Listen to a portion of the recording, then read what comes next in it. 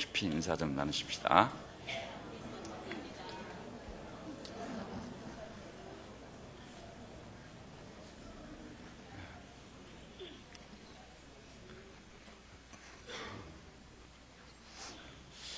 저는 2014년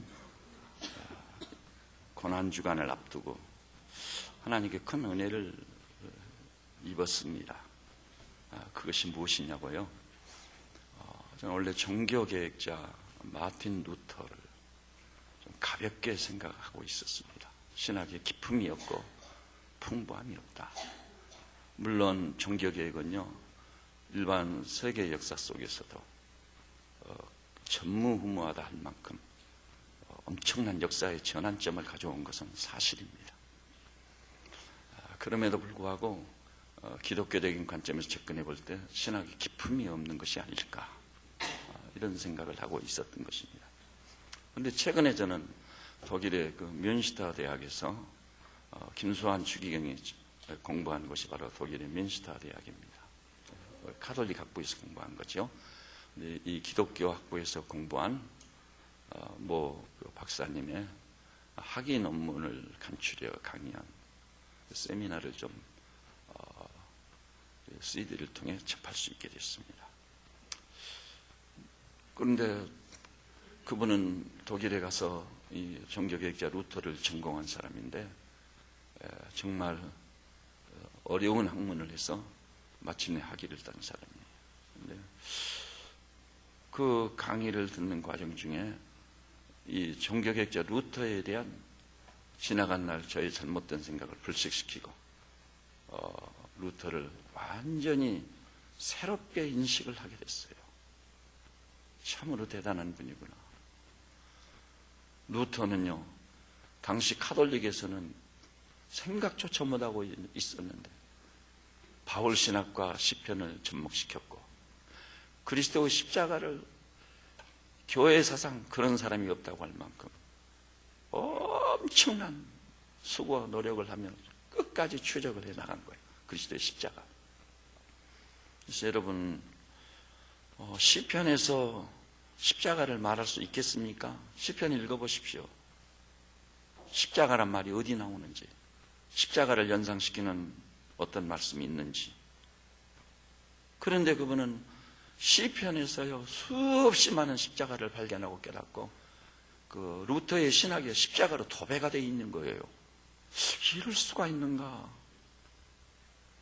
그리고 그는 바울의 신학을 이 십자가와 이 시편과 연계시켜 가지고 바울 신학에 있어서 그 핵심적인 기독교 진리, 사도가 말했습니다. 그리스도 십자가에는 자랑할 것이 없노라. 왜 그랬을까? 바울이 보통뿐입니까?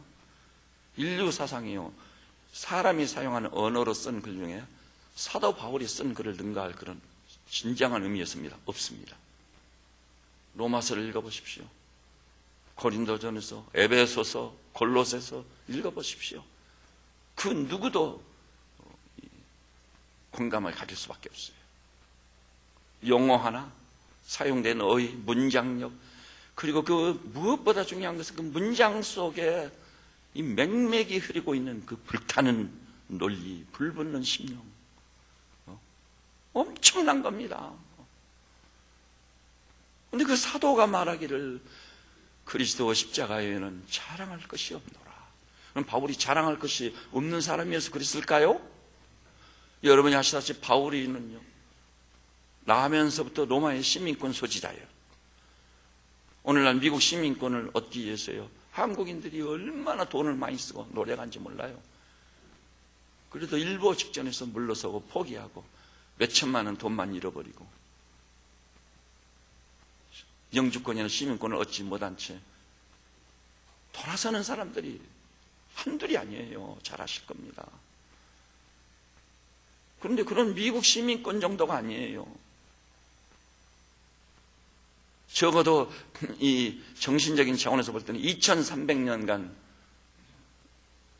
이 수명을 유지한 대제국 로마의 시민권 소지자, 엄청난 거예요. 그래서 천부장 예루살렘에 와 있던 로마의 군대 중에 제일 높은 천부장조차도 나는 여러 가지 노력과 수고 또 뇌물도 쓰고 그래가지고 시민권을 마침내 얻게 됐는데 바울 보고 너는 언제 시민권을 얻었느냐? 바울이 나는 나면서부터로다. 충격 먹은 거예요. 그래서 그가 결박당해 재수가 됐지만 바울이 말했습니다. 나는 가이사에게 호소하노라. 로마 황제거든요. 천부장도 가이사에게 호소한 로마 시민권 소유자를 어떻게 할 수 없는 거예요. 그래서 이 제수의 신분인 바울을 데리고 로마까지 가지 않습니까? 가이사 앞에 서야 되거든요. 가이사 앞에. 뿐만이 아닙니다. 바울은요, 지금도 다소에 간 사람들은 바로 알아요. 로마 시대에요, 큰 어떤 종교시설이 할 때나 이렇게 원추 기둥을 쓰거든요. 근데 바울 생가를 가보면, 바울이 태어난 집은요, 원추 기둥을 쓴 명문 대가집이었습니다. 예루살렘에 유학을 해가지고 가말리엘 문화에서 공부한 사람. 젊은이답지 않게 그는 도덕성도 뛰어나가지고 율법의 의로는 흠이 없는 자로다. 그런 인물이에요. 자랑할 것이 너무나 베냐민 집파 출신이에요. 그런 그가 자랑할 것이 그렇게 많은데도 그 모든 것을 분토처럼 여긴다. 분토라는 게 뭐죠? 오줌똥으로 간주해버린다는 거예요. 그러니 이 그리스도의 십자가가 얼마나 그에게 절대적인 것인지 십자가 외에는 자랑할 것이 없노라. 고린도전서에 보니까 내가 너희 가운데서 예수 그리스도와 그의 십자가에 못 박힌 것 외에는 아무것도 알지 않기로 작정하였노라. 십자가만 알고 살겠다는 거예요. 그래서 이 십자가라는 것은 우리가 그 의미를 다 모르지만 웬일인지 교회는 선거를 비롯해서 예배당의 표지판도 반드시 십자가입니다. 십자가가 풍미했던 교회사를 보면은요, 지금은 우리가 쓰는 이런 종에 십자가 있다든지 지붕 제일 높은 곳에 십자가 첨탑이 있다, 그런 정도가 아니었어요. 온통 십자가 천지였습니다. 성당이나 예배당을 들어가노라면은 안내석이고 입구 현관문이고 바깥 출입문이고 이런 의자 하나하나 모든 성과 일체의 모든 눈길을 주는 것마다 완전히 십자가로 도배되어 있었던 겁니다. 어찌하여 그렇게 십자가가 심대한 의미를 지니고 있다는 말인가? 그래서요, 그 누구도 그리스도의 십자가를 비켜갈 수 없습니다. 혹시 안 믿을지라도 그 십자가의 의미를 규명해서 알아보고 안 믿는 건 자유입니다. 그러나 알아보지도 않고 십자가를 등져버린다? 그보다 가련하고 그보다 불쌍한 자는 없습니다. 다시 말씀드립니다. 알아보지도 않고 십자가를 외면한다? 그것은 그가 누구였든 간에 가장 불쌍하고 또 불쌍한 자인 것입니다. 그런 의미에서는 우리 세배체 양무리들께서 한 분도 제외됨이 없이 그리스도 십자가에는 자랑할 것이 없을 만큼 십자가의 본질을 깨닫고 십자가만을 굳게 붙잡고 주님처럼 십자가로 말미암아 여러분의 인생에 승리가 있기를 주님의 이름으로 축원합니다. 그런데 주님께서 그런 의미를 지니고 있는 십자가에서 돌아가십니다. 그런데 그 십자가 상에서요, 운명하실 때 주님은 7마디 말씀을 남기셨습니다. 그래서 그것을 가상칠언이라고 합니다. 가상칠언. 지금까지 수많은 학자들이, 수많은 설교자들이 가상칠언을 규명하기 위해서 머리를 싸매고 기도하고 금식하면서 살폈어요. 내려진 결론은 무엇입니까? 가상칠언이야말로 복음의 함축이다. 이 복음이 무엇이냐에 대해서 가상칠언이 완벽하게 축소를 해가지고 그 의미를 포함해가지고 주님이 그 처자라고 참담한 가상에서 7마디 말씀을 통해 표현한 것이다, 그것입니다. 그리고 학자들은요, 그 가상칠언이 어떻게 말씀되어졌는지 그 순서에 대해서 비상한 관심을 가지고 있어요. 근데 오늘 같이 보니 본문에 나타난 십자가상에서 하신 이 가상 실현 중에 한마디 말씀이 가상의 첫 번째 말씀이라는데 의견의 일치를 보고 있어요. 가상 첫마디. 근데 이 가상 첫마디를 볼 때 우리는 이 말씀을 보면서요, 먼저 이 가상 첫마디가 그 표현된 말씀의 양식 자체가 기도라는 데 충격을 먹습니다. 어떻게 그 자리에서, 그 상황에서 주님은 기도하실 수 있었을까? 저 동안 그 가상 첫마디가 기도란 양식을 띠고 말씀되어진 사실에 대해서 굉장한 충격을 먹었습니다. 왜요? 여러분, 십자가라는 것이 어떤 것입니까? 주님은 겟세마네에서요, 땀이 떨어지는 핏방울이 되도록 기도하셨습니다. 그리고 체포된 다음 온갖 침뱉음을 당하고 비웃음을 당하고 조롱을 당하고 홍포를 갈아입히고 뺨을 치고 갈대로 치고, 그리고 로마의 병사들이 우리 주님을 향해 채찍질을 하는데요, 늘 말씀드렸습니다. 그 채찍질을 당하다가 죄수의 40%는 죽는다는 겁니다. 원래 그 십자가의 형이라는 것은 페르시아 사람들이요, 역적을 처형하는 방식으로 채택한 가장 악독하고 가장 잔인하고 이 최악의 상황을 연출하는 그런 처형 방식이었습니다. 그래서 로마 사람들이 채택했습니다. 로마 시대에는요, 가장 무서운 죄인을 처형할 때 바로 십자가형에 처했던 것입니다. 여러분이 그 로마 시대 이 영화를 보면은 무슨 영화죠? 그 영화에 아마 어느 정도는 나오지 않을까 싶은데요. 그 노예들의 반란을 진압할 때요. 노예들의 반란을 진압하는 그 영화 있죠? 그 영화 이름이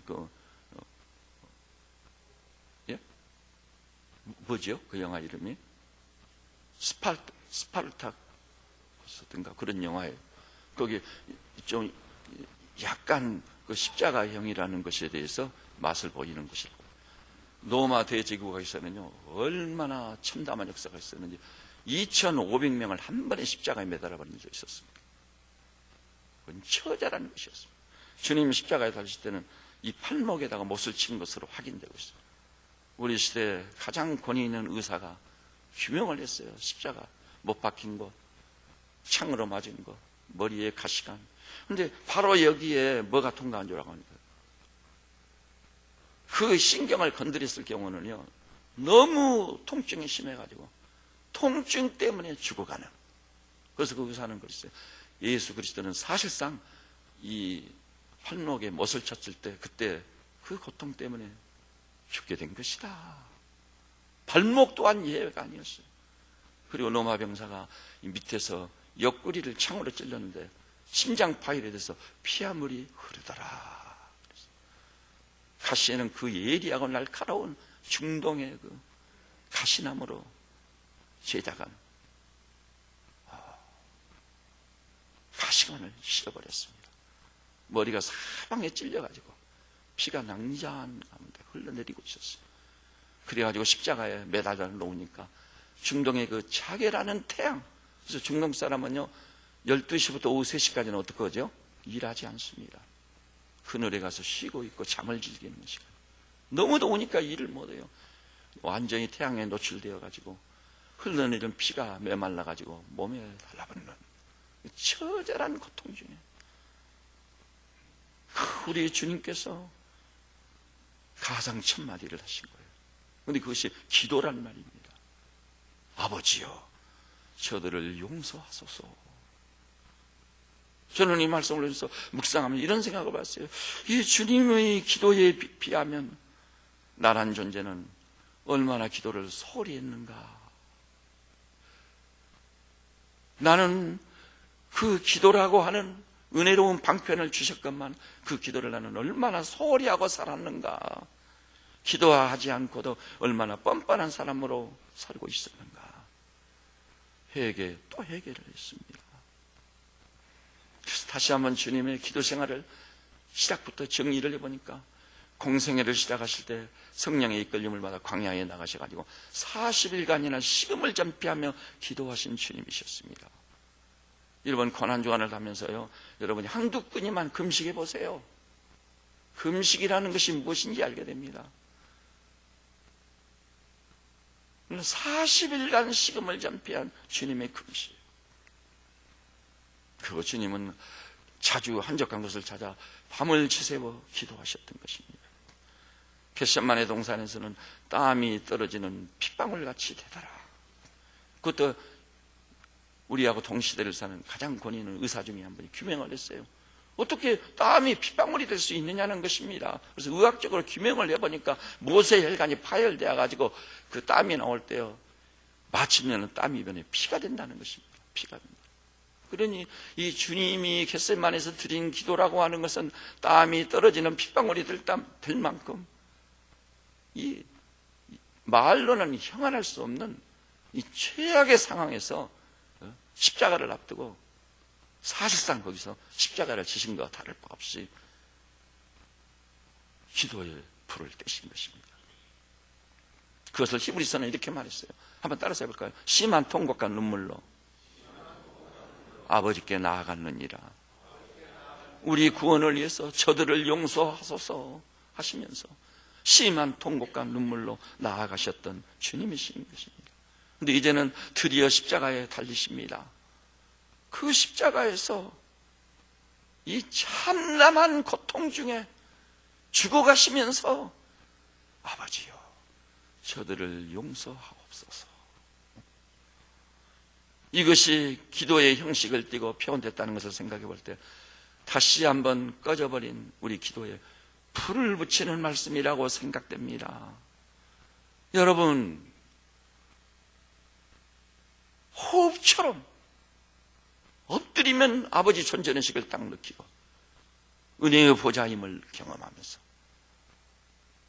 도무지 용납될 수 없는 허물가지로 얼룩진 우리지만 그분 보좌 앞에 나가 완전히 떨어져서 겟세마네 동산에서 심한 통곡과 눈물로 땀이 떨어지는 핏방울이 되도록 나아가셨던 예수님을 닮아 그렇게 기도의 불을 떼며 평생을 사는 기도의 사람들이 되시기를 주님의 이름으로 축원합니다. 그렇게 기도할 수밖에 없는 상황들이 우리에게 있기 때문입니다. 나를 생각해 볼 때, 나의 가족들을 생각해 볼 때, 그리스도의 몸인 교회가 공격을 당하고 있는 이 현실을 생각해 볼 때, 그리고 우리가 동시대를 사는 사람들이 어떤 죄를 짓고 있는지 아무리 그렇기로써니 그 어린 초등학생의 배를 20번이나 발로 밟아가지고 장이 터지게 만들어서 죽게 만드는 그런 사람이 나와 동시대를 살고 있는데 어찌 내가 그 책임을 면할 수 있겠느냐는 말이에요. 이 땅에서 지금 벌어지고 있는 현실을 볼 때 그 죄나 악은이 이미 하늘에 닿아서 노아 시대를 방불케 하고 있는 것입니다. 주여, 이 일을 어찌하오리까? 불쌍히만 여겨주십시오. 긍휼히만 여겨주십시오. 이 어찌하오리까? 우리 국가적인 상황도 그렇게 이 제 백성들이요, 별 대수롭지 않게 여기는 것 같아요. 저 사람들은요, 미사일이 장착된 그 핵을 우리 서울 폭판에 쏘아버릴 수 있는 사람들이랑 여러분 모르시나요? 한 발만 떨어져 봐요. 6.25는 저리 가랍니다. 이 땅의 안정이 초토화됐던 6.25. 그러니 우리가 심한 통곡과 눈물로 기도할 수밖에 없는 상황인 줄로 압니다. 사랑하는 우리 형제님 자매님들이시오, 성령님이 여러분을 저를 감동하고 감화하셔서 너무나도 절실하고 너무 절박한 마음이 들어 때로는 식음이라도 좀 심한 통곡과 눈물로 땀이 떨어지는 핏방울이 될 만큼 기도 예배를 불을 때는 이 시대를 책임지는 기도의 사람들이 되셔야 될 줄로 믿습니다. 그 다음에 두 번째는요, 그러면 주님이 가상천마디를 통해 행하신 기도의 내용이 무엇이냐고 하는 것입니다. 기도의 중심 내용은 저들을 사하여 주옵소서. 누구를 향한 기도인 것이죠? 저들을 향한 기도예요. 저들을 사해달라고. 이 저들이란 말이요, 구체적으로 명시하시지는 않았습니다. 누구라고 표현하지 않았어요. 그렇다고 막연한 말은 아닙니다. 저들이란 용어 속에 우리 주님을 그 참담한 십자가로 가게 한 모든 사람들이 포함되어 있는 것은 틀림없는 사실입니다. 저들을 용서하소서. 나를 이 참혹한 십자가로 가게 한 저들을 불쌍히 여기시고 긍휼히 여기시고 하늘에 계신 아버지여 용서하옵소서. 그 기도인 겁니다. 이 저들이라는 말 속에요, 우리 주님을 십자가로 가게 한 그 무수히 많은 죄와 악의 무리들을 다 품고 계신 것입니다. 그렇다면 구체적으로 우리 예수님을 십자가로 마침내 가게 해버린 저들이란 누굴까요? 주님이 저들이라고 했을 때 그 저들 속에 포함된 존재들은, 첫째는요, 한번 따라서 볼까요? 잔혹한 로마의 병사들이다. 그렇습니다, 여러분. 로마의 병사들이 전 세계를 제패하고 정복해 나가면서 얼마나 잔혹하고 잔인했는지는 다 아는 사실입니다. 그렇게 잔혹했던 로마의 병사들만이 십자가의 죄수를 처형할 수 있었던 것입니다. 인정사정 없습니다. 별애라는 것은 탁글만큼도 없었습니다. 누가 더 잔혹한가 내기를 하는 것과 같았습니다. 여러분, 우리 주님께 채찍질을 가할 때 40%가 그 채찍질을 당하다가 죽는다지 않아요. 등짝이 다 드러나고 배를 휘감은 것을 채찍을 잡아채면은 배가 찢어지고 창자가 튀어나올 만큼 그러다 죽는 거예요. 그 무서운 채찍질을 했습니다. 자색 옷을 입혔습니다. 그리고 십자가에 뉘어놓고 양손과 양발에 못을 쳐버렸습니다. 머리에는 가시면류관을 씌웠습니다. 주님을 십자가에 매달아 놓고는 아래서 창으로 찔렀습니다. 왜 굳이 그래야만 됐는가? 요한복음 19장은 말해줍니다.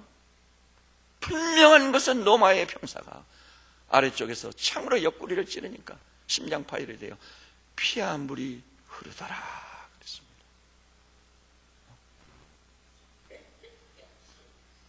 그 로마의 병사들이 그 속에 포함되어 있어요. 저들을 용서하옵소서. 그리고요, 우리 예수님을 십자가에 처형하도록 십자가에 내어주신 로마의 총독 빌라도가 포함되어 있습니다. 빌라도는요, 사실 예수님을 살려보려고 한 일이 있거든요. 그럼에도 불구하고 거기 모인 무리들이 바나바를 놓아주고 예수를 십자가에 못 박으라고 막 고함을 지르니까 밀란이 일어나려 하는 것을 보고 예수님을 십자가에 내어준 줄 압니다. 뭐 때문이죠? 정치적인 이유 때문입니다. 자기 정치 생명을 유지하기 위해서, 자기 치하에서 밀란이 일어나면 안 되니까. 빌라도가 그래도 그 속에 포함되어 있습니다. 그 다음에 빌라도에게 압박을 가해가지고 예수님을 십자가에 내어주게 만든 유대의 종교 지배계층이 저들 속에 포함되어 있습니다. 그들이야말로 예수님을 십자가로 모은 장본인들이에요.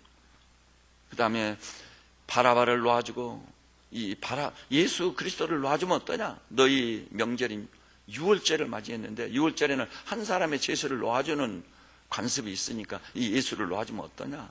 나는 그에게서 죄를 찾지 못하느라. 빌라도가 말하니까 이 천하의 용서받지 못할 강도인 바라바를 놓아주고 예수를 십자가에 못 박으라고 소리를 질렀습니다.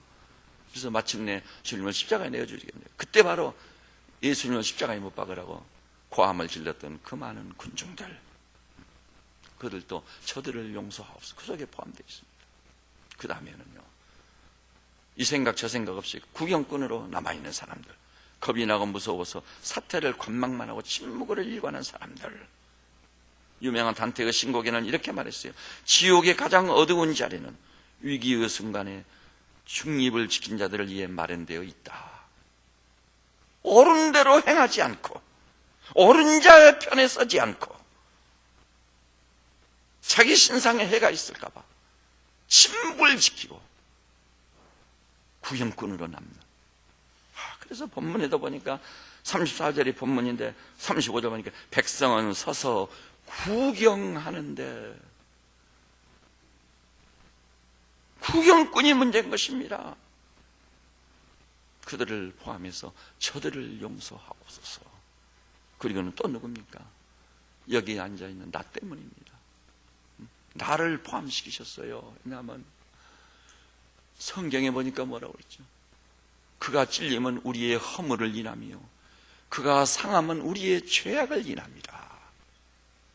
우리는 다 양 같아서 제갈 길로 갔거늘 하나님께서는 우리 무리의 죄를 그에게 담당시키셨도다. 그것이 바로 십자가인 것입니다.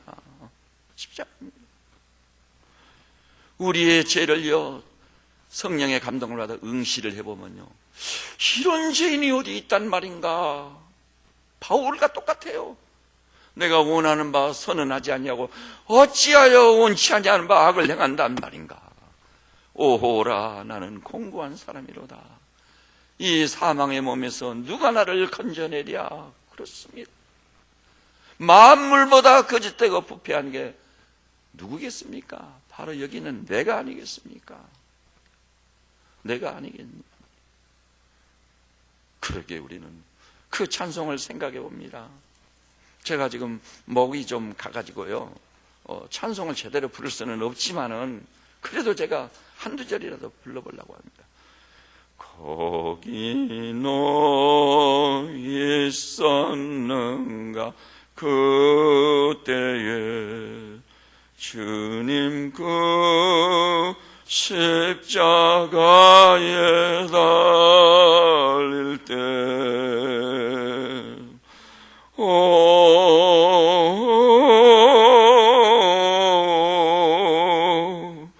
때로 그 일로 나는 떨려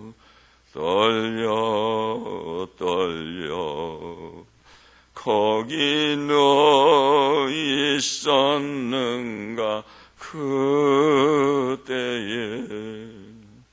거기 너 있었는가 그때에 주님 그 나무 위에 달릴 때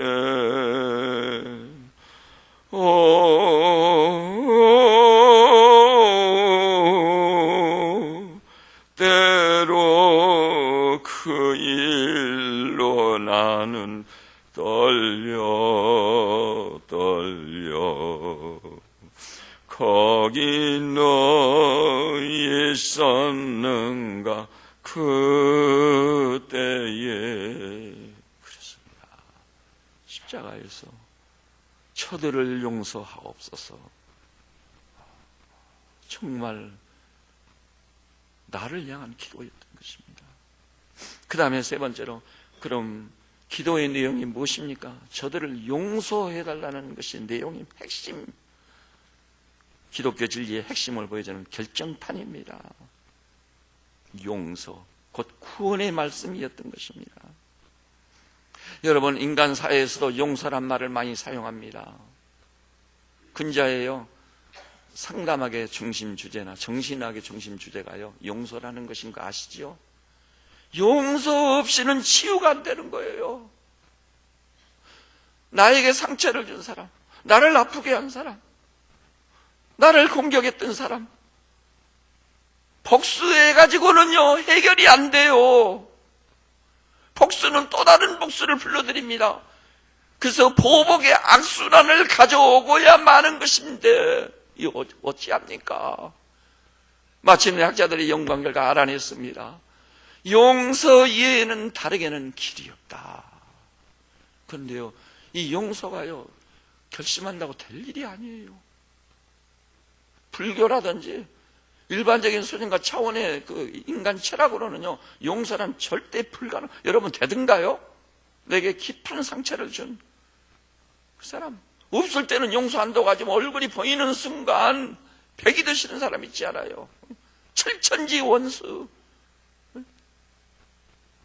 그냥 용서가 되는 게 아니에요. 그래서 또 상담학자들이 또 연구를 하고 추적을 해가 보니까요, 자기가 받은 상흔이 흔적도 없이 지어져야만 용서가 가능하다는 걸 알게 됐어요. 여기 있는 성도들도 기억하십시오. 여러분이 받은 바 그 상흔이 완전히 제거되고 완전히 흔적도 없이 지워질 때만 용서가 가능함을 아시기를 바랍니다. 참 이상한 존재 인간이라는 것은요. 그런데요, 이 상처가 싸매졌다고 해서 그 차원에서 용서가 또 된단 말인가? 그거 아니에요. 또 상담학자들이 끝까지 추정하는 건 마침내 알아냈습니다. 상흔이 싸매진다고 해서 온전한 용서가 이루어지는 게 아니라요, 심지어는 그 원수를 사랑하는 데까지 가야만 참된 용서가 이루어진다는 걸 알게 된 겁니다. 바로 그것입니다. 주님은요, 아무런 죄를 지은 게 없어요. 죄를 알지도 못하고, 그래서 유태인들, 남의 죄를 지적하는 데는 그렇게 예리하고 날카로운 예민한 감각을 유태인들 향해서도 너희 중에 누가 나를 죄로 책잡겠느냐 했을 때 감히 주님에게서 죄를 찾는 자는 아무도 없었습니다. 그런 주님을 마침내는 십자가에 처형을 해버릴 때 예수님의 입장에서는 그 고뇌가 얼마나 컸겠습니까? 여러분, 내가 잘못했을 때는요, 나를 공격했을 때 상처가 되면서도 내가 잘못했으니까 할 수 없지, 그래요. 그런데요, 내가 잘못한 게 전혀 없는데, 진짜 전혀 없는데 무슨 이유인지 나를 공격해가지고 나를 괴롭히고 내게 깊은 상처를 줘버리고, 그런 상처가 받아버리면요, 용서가 어려워요. 근데 그 상처까지 싸매지고 심지어는 그 원수를 사랑하는 데까지 가야만이 용서가 가능하다니, 이 용서가 얼마나 어려운가. 그런데 주님은 마침내 아버지여, 저들을 용서하옵소서. 그 속에 나까지 포함됐어요. 나까지 포함됐어요.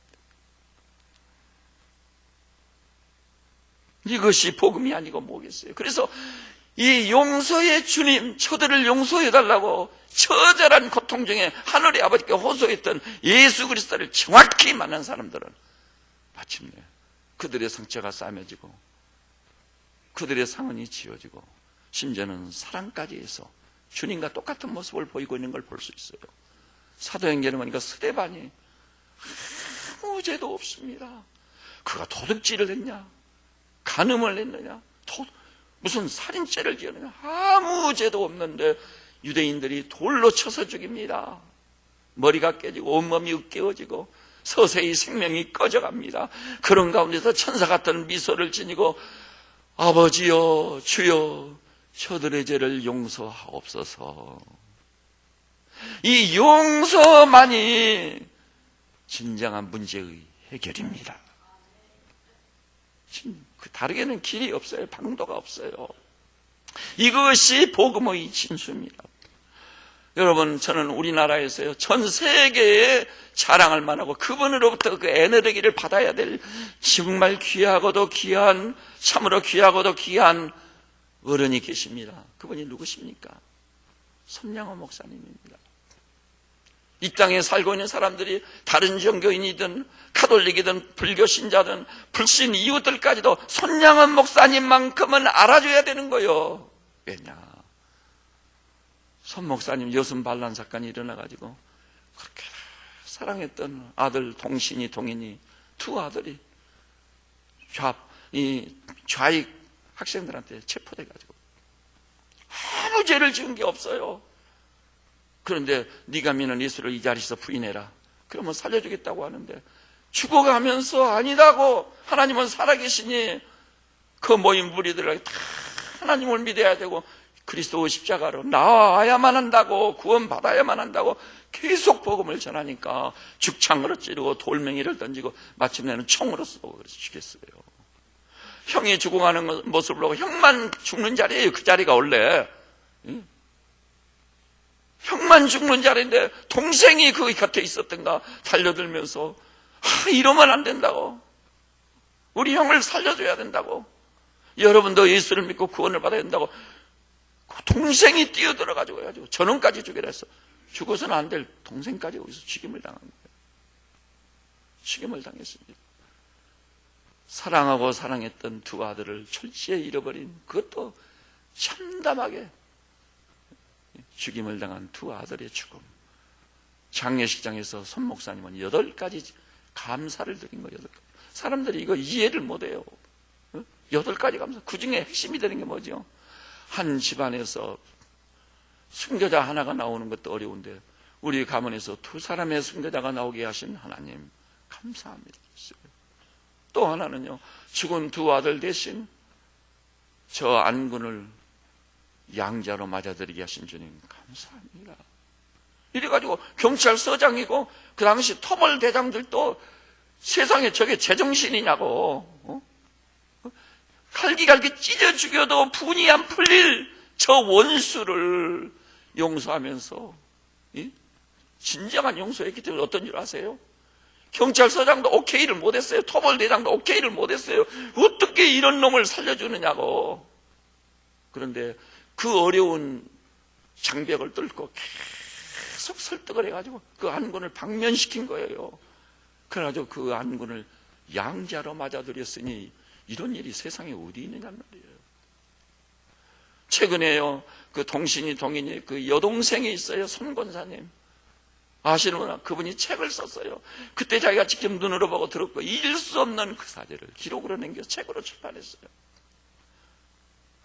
그때 자기 아버지가 얼마나 미운지 용서하려면 혼자만 용서하지 데리고 와가지고 오빠라고 부르라고 하고 같은 밥상에서 밥을 먹는데 눈물이 앞을 바르고 복수심이 막 불이 타올라서 같이 밥을 먹을 수 없어 뛰쳐나온 일이 한두 번이 아니었어요.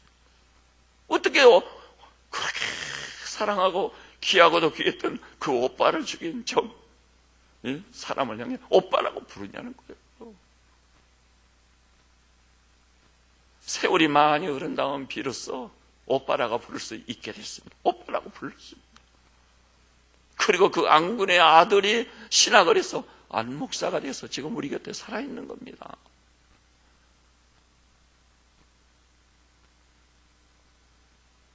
그래서 그 성권사님이 그 안목사를 지금도 돌보고 지금도 살피고 그러는 중에 있어요. 이런 일이 어디 있단 말인가? 십자가의 용서와 사랑 없이는 불가능한 일인 줄 압니다. 이렇게 해서 용서를 통해서만 인생의 문제는 해결되는 것이다. 거기에만 구원이 있는 것이다. 여러분, 네덜란드에서 태어나서 살았던 코리텐붐이라는 사람이 있어요. 저는 그 코리텐붐이 쓴 피란체란 책을 정말 읽으면서 가슴을 쳤습니다. 오래전에 봤던 책이에요. 유대인이거든요. 체포돼가지고 사촌 언니하고 같이 수용소에 수용됐습니다. 막 가스실로 막 가는 판이잖아요. 근데 그 수용소에요, 포로 수용소에 악명 높은 독일인 나치가 있었습니다. 그 남자가요, 온갖 못된 짓은 다 해가지고 유태인들을 괴롭히는 겁니다. 방법을 고안해내가지고 괴롭히기 시작하는데요. 수많은 여성들을 범하고 마침내는 자기 사촌 언니를 범해가지고 그 언니가 그 수치심과 부끄러움 때문에 마침내 생을 포기하고 말았습니다. 근데 2차 대전이 끝난 후 이 코리텐붐이 세계 전역을, 심지어는 독일까지 가서 용서의 복음, 사랑의 복음을 지원했어요. 독일에 가가지고 간증을 하고 나오는데 인사를 밖에서 나누고 있는데 한 남자가 자기를 향해 걸어옵니다. 걸어오는 순간 그 사람 얼굴을 보는 순간 숨이 딱 멎어버렸습니다. 전기가 통해버렸습니다. 꿈에도 잊을 수 없는 그 남자, 그렇게 자기 동족을 괴롭히고 악한 일은 골라가지고 했던 그 사람, 자기 언니가 생을 포기하게 했던 그 남자, 그 남자를 보는 순간 지금까지 간증했던 용서와 사랑이 다 사라져버렸어요. 주님, 번개벼락을 내려서 이 자리에서 불태워 주십시오. 그러는 순간 주님의 음성이 들려왔습니다. 야, 나는 죄도 없지만 채찍에 맞고 창에 찔리고 가시관을 쓰고 십자가에 매달려 피아물을 다 쏟아 죽었는데 나를 십자가로 가게 한 그들을 다 용서하였느니라. 아니 주님, 그럴 수는 없습니다. 나는 절대로 용서할 수 없습니다. 근데 그때 주님의 손이, 보이지 않는 손이 영적으로 자기 손을 다 붙잡는 거예요. 그래서 그 사람이 손을 내밀고 있는 거예요. 지금 악수를 하려고. 근데 그 사람은 코리텐범을 알아보지 못한 거예요. 코리텐범은 그 남자를 알아본 거예요. 근데 주님의 손이 자기 손을 붙잡아가지고 그 남자의 손을 잡게 하는 거예요. 다 참는 순간, 오 주님, 이 길이 살 길이군요. 이 길밖에 없군요. 그랬더니 그 남자가 이렇게 말하는 것이었습니다. 나는 죄를 많이 지은 사람입니다. 많이 지은 사람. 이 죄를 내가 어떻게 씻을 수 있단 말입니까? 나를 위해서 기도해 주시지 않겠습니까? 인간 문제는 우리가 생각보다 훨씬 깊습니다. 그리스도 십자가 가지고는 용서가 불가능하고 구원이 없습니다. 여기 모인 우리 성도님들이시오, 이 고난주간을 앞에 두고 중요지를 지나면서 여기 모인 우리 믿음의 형제자매들께서 주님의 긍휼과 자비를 구하면서 성령의 도우심을 입어 마침내 갈보리 언덕 주님의 십자가까지 나아가 거기서 흘러내린 그리스도의 피로 여러분이 씻음을 받아 여러분도 상흔이 지어지고 상처가 싸매지고 여러분에게 잘못한 사람들, 상처 준 모든 사람들 그리스도 십자가로 말미암아 마침내 용서할 수 있는, 마침내 용서할 수 있는 그런 성도들이 다 되시기를 우리 주님의 이름으로 축원합니다. 그것이 나의 복이고 여러분의 복입니다. 어찌하겠습니까? 우리의 복이에요. 우리가 승리하는 사람이 되는 것입니다. 우리가 시간 한 2, 3분 동안 기도합시다. 내게 상처를 주고 내게 아픔을 주고 내게 고통을 준 사람들을 떠올려 보세요. 십자가를 생각하면 용서 못할 것이 없습니다. 다 지울 수 있습니다. 주님이 보혈로 또 씻겨주실 겁니다. 주여, 나에게 그리스도의 상한 마음을 주십시오. 십자가의 보혈로 나를 씻으시고 상흔을 흔적도 없이 지어서 나를 치료하시고 회복시키시고 내게 잘못한 사람들 다 용서하고 허물을 덮어버려서 그들 또한 용서의 복음을 받을 수 있도록 복 주옵소서.